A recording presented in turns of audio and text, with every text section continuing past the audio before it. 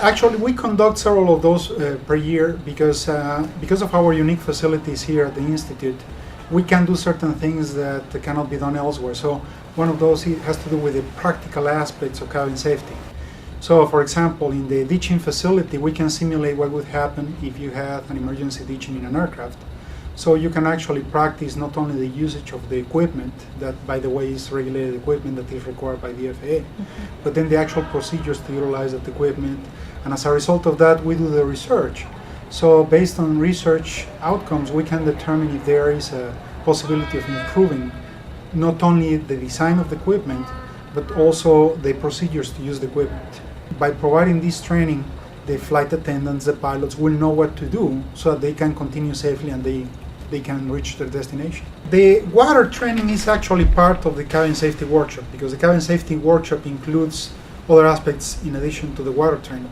Now, the water training is particularly important if you, from a practical perspective, think about the Hudson River accident. The actual implications of the research and the training that we have done here over the years, that is a reflection of how successful was, for example, the evacuation in the case of the Hudson, because those are individuals that had to learn not from only from the research that we did here, but also train the trainer session of people that they end up getting the benefits of the training that we conduct here at the Institute. We have training in different areas. What you saw, that was just one component, which was the cabin safety workshops. But we actually have training for physicians who are those who do the physical exams of pilots. They are called aviation medical examiners.